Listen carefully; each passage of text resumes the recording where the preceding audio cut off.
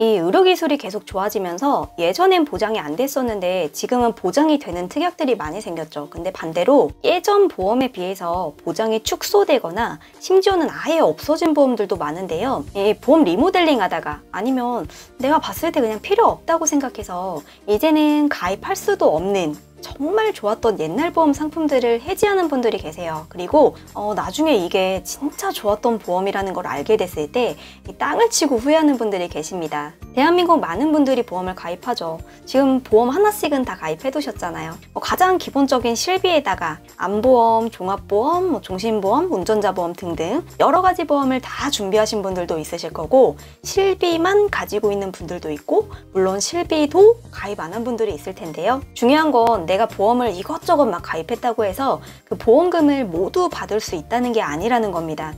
암진단비만 2억을 가입해놨는데 심장질환으로 쓰러졌어요. 그러면 내가 받을 수 있는 보험금이 하나도 없는 거예요. 이 보험을 가입할 때 내가 어디가 어떻게 아플지, 어떤 사고를 당할지 모르기 때문에 모든 보장을 다 일일이 챙길 수는 없습니다. 그리고 챙길 수 있다고 해도 보험료가 굉장히 높을 거고요. 그래서 살면서 꼭 필요한 실비, 3대 진단비, 수술비 정도를 우선순위로 드는 거고, 여기서 나는 돈을 좀 더 내도 좋으니까 후유장애나 입원비, 골절화상 진단비를 더 넣고 싶다 하시는 분들은 추가를 하시면 되는 거고요. 내가 한 달에 보험에 쓰는 돈이 조금 많다고 생각하시면 이 보험 상담을 통해서 전문적인 분석을 받아보시고 어느 정도 지출을 줄여야지 끝까지 유지를 잘 할 수 있습니다. 근데 만약에 오늘 제가 말씀드리는 보험을 가지고 있는 분들이라면 절대로 해지하지 않았으면 좋겠습니다. 앞으로 가입할 수도 없고 절대 나올 수도 없는 해지하면 손해보는 레전드 보험 5가지를 지금 알려드릴게요. 첫 번째는 유사암 진단비가 암 진단비랑 1대1로 들어가 있는 보험입니다. 얼마 전에 모든 보험회사들이 유사암 진단비 한도를 대폭 축소했죠. 회사들마다 유사암 진단비 경쟁이 붙으면서 금감원의 제재가 들어갔기 때문입니다. 유사암은 갑상선암, 기타 피부암, 경계성 종양, 제자리암, 보통 이렇게 4개를 말하는데요. 한도가 축소되기 전에 여성분들 문의가 엄청나게 많았다는 건 그만큼 이 갑상선암에 대한 관심이 높았다는 반증이겠죠. 시기적으로 보면 2008년 상반기부터 2022년 9월 이전에 가입된 보험은 유사암과 일반암을 1대1로 넣을 수 있었습니다. 일반암 3,000을 넣었다면 유사암도 3,000, 이렇게 똑같이 1대1로 넣을 수 있었지만 지금은 일반암의 20%만 유사암 진단비로 가입이 되기 때문에 유사암 1,000만 원을 가입하고 싶다면 일반암 진단비 5천만 원을 가입해야 되는 거죠. 그래서 내 보험을 받는데 유사암 한도가 높다면은 그 보험은 꼭 유지하셔야 됩니다. 만약 보험료가 너무 높다면 해지하지 마시고 불필요한 특약을 삭제하거나 감액하는 방법으로 하시면 됩니다. 그리고 2008년 이전에 가입한 암보험도 보험회사마다 시기는 조금씩 다르지만 갑상선암이 일반암에 포함되어 있습니다. 보통 암진단비는 3,000, 5,000 이렇게 몇 천만 원 단위로 가입하는 분들이 많잖아요. 예전 암보험은 갑상선암 진단 시 일반암 진단비의 10에서 20%만 지급이 됐으니까 2008년 이전에 가입한 분들이라면 100% 진단금을 받을 수 있는 거죠. 마찬가지로 CI보험도 중대한이라는 단어 때문에 받기 힘들다고 해지하는 분들이 계신데요. 2008년 이전에 가입한 건 갑상선암 보장이 가능합니다. 갑상선암이 다른 암들에 비해서 5년 생존율이 높은 편이죠. 이때 알아두셔야 될 건 유사암 진단비는 4가지 암이 각각 지급되지만 일반암 진단비는 최초 1회만 지급한다는 겁니다. 갑상선암으로 일반암 진단비를 받게 됐다면 나중에 다른 암이 발생했을 때 받을 수 있는 진단금이 없기 때문에 좀 암에 대한 가족력이 있는 분들이라면 추가적으로 대비하시는 걸 추천드립니다. 두 번째는 1.3종 수술비인데요. 이 수술비는 2007년도까지 가입할 수 있었던 특약이고 현재는 1.5종 수술비, 1.7종, 1.8종 이렇게 종수가 자꾸 늘어났죠. 1.3종부터 종이 늘어나면서 보장 내용이 바뀐 점이 있습니다. 주목해야 될 건 왜 임플란트 수술비라고 보험에 관심 있는 분이라면 들어보셨을 텐데요. 임플란트를 하게 되면 1.3종 수술비 중에서 2종 수술비를 받을 수 있습니다. 정확하게는 치조골 이식 수술비를 받을 수 있는 거죠. 임플란트 할 때 잇몸 뼈가 남아있다면 뼈 이식을 안 해도 되는데 이 손상 정도가 심하면 뼈 이식 수술을 받아야 되잖아요. 근데 1.3종 수술비 특약이 있는 분들이라면 2종 수술비 가입 금액만큼 보험금을 받을 수 있는 거죠. 사실 2007년 이후에도 이 고리식 수술이 2종으로 남아 있었는데요. 단 치조골 임플란트는 제외라는 조건이 붙었어요. 이 약관이 변경됐다는 건 손해율이 그만큼 높았다는 얘기고 향후에 임플란트를 할 계획이 있는 분들이라면은 이 수술비를 꼭 유지하셔야 되겠죠? 이외에도 1~3종 수술비는 종수가 적다 보니까 우리가 많이 하는 다빈도 수술에 대해서도 수술비가 크게 가입이 되어 있습니다. 가장 흔한 케이스는 1종은 50만 원, 2종은 100만 원, 3종은 한 200만 원 정도 가입된 증권인데요.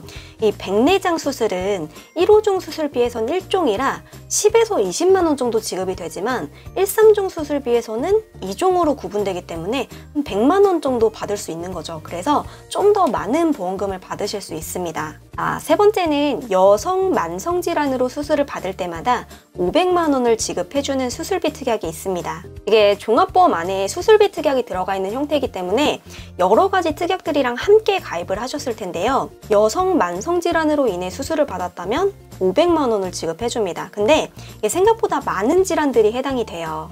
고혈압, 당뇨, 갑상선 질환 관련된 질병이라든지 그리고 그 관절염도 포함되는데요. 심지어는 힐 자주 신는 분들이나 50대 이상 여성분들이 많이 발생하는 무지외반증에 대해서도 500만 원까지 지급되고 또 우리 그 출산한 여성이라면 요실금 때문에 스트레스 받는 분들 많을 거예요. 근데 요실금 수술비도 이 비뇨기계 기타 질환으로 500만 원을 받을 수 있습니다. 요실금이 수술비가 엄청 많이 들어가는 질병은 아니거든요. 그리고 실손 청구가 조금 까다로운데요. 이 특약을 가지고 계신 분들이라면 500만 원 보장이 가능한 거예요. 그 대신 이 최대 단점은 만기가 짧다는 거예요. 보통 70세 또는 80세 만기로 많이 가입되어 있을 거고 진단비도 뇌졸중이랑 급성 심근경색으로 되어 있어서 범위가 좁지만 그걸 감안하더라도 무조건 유지를 추천드리는 보험입니다. 이 여성 만성질환 수술비 특약은 2000년도 전까지 가입할 수 있었는데요. 이게 20년도 더 된 보험이니까 거의 납입기간도 다 끝났을 거예요. 아니 납입기간이 끝나서 보장만 받으면 되는데 해지하는 사람이 어딨냐고 생각하실 수도 있지만 갑자기 실직을 하던지 사업이 힘들던지 목돈이 당장 필요할 때 대부분 제일 먼저 생각나는 게 보험 해지환급금 아닐까요? 최근에 어떤 케이스가 있었냐면 보험 리모델링을 받은 고객분인데 그 설계사분께서 이게 만기가 짧고 진단비 범위가 좁기 때문에 여기 쌓여있는 해지환급금을 그냥 목돈으로 활용하고 지금보다 좀 진단비 범위가 더 넓은 보험으로 만기를 늘려가자고 하셨대요. 그래서 해지하고 새로 가입하셨는데 저한테는 그 보험을 살릴 수 있는 방법이 없냐고 문의를 주신 거거든요.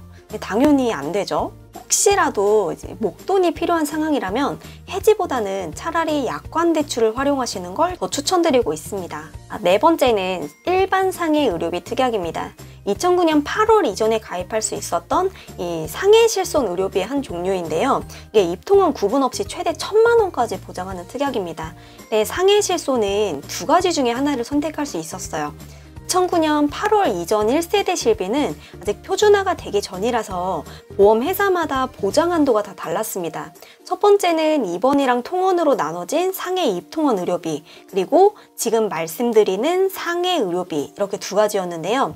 상해 입통원 의료비는 입원 시 한도를 3천, 5천, 1억 선택할 수 있었고 병원비의 100%를 돌려받을 수 있었죠. 그리고 통원 한도는 그 대신 10만 원, 30만 원 이렇게 두 가지였는데 병원비의 5천 원만 공제하고 돌려줬어요. 그리고 일반 상해 의료비는요. 이거는 입통원이 관계없이 100만 원부터 1000만 원까지 한도를 선택할 수 있었어요. 대부분 이 보험료 차이가 크지 않았으니까 1000만 원으로 가입하셨을 텐데 보상 한도가 낮지만 여러 가지로 많이 활용할 수 있는 특약입니다. 먼저 교통사고가 났을 때 이 자동차 보험에서 보상이 되기 때문에 보상이 안 된다고 생각하시는 분들이 많을 텐데요. 교통사고, 산재사고에 대한 치료비도 이 치료비 전액의 50%까지 보장받을 수 있는 특약이에요. 어차피 내가 내는 비용이 없는데도 불구하고 이 50%를 더 돌려준다는 거죠. 그래서 최근 3년 이내 혹시라도 교통사고로 치료받은 분들이 이 특약을 갖고 있다면 얼른 청구하시면 됩니다. 그리고 현재 실비는 한의원에 가서 치료를 받았다면 급여 항목에 대해서만 보장이 가능한데요. 한의원 치료 받아보신 분들은 아시죠? 솔직히 급여는 얼마 안 되잖아요. 그래서 사실상 돌려받을 금액이 없다고 보면 되는데 이 상해 의료비는 급여랑 비급여 구분 없이 통원 보장이 가능합니다. 거기다가 한약도 보장이 돼요. 또 상해로 인해서 치과 치료 받았다면은 그 부분까지도 다 보상받을 수 있습니다. 그래서 저 개인적으로는 굉장히 탐났던 특약이지만 단점은 이 상해 의료비가 1세대 실비라서 병원비를 많이 청구했거나 연령이 높은 분들은 보험료가 높다는 거겠죠. 제가 뽑은 레전드 특약이긴 하지만 이 특약 때문에 지금 보험료가 너무 부담스러워도 유지해야 돼. 이건 아니죠.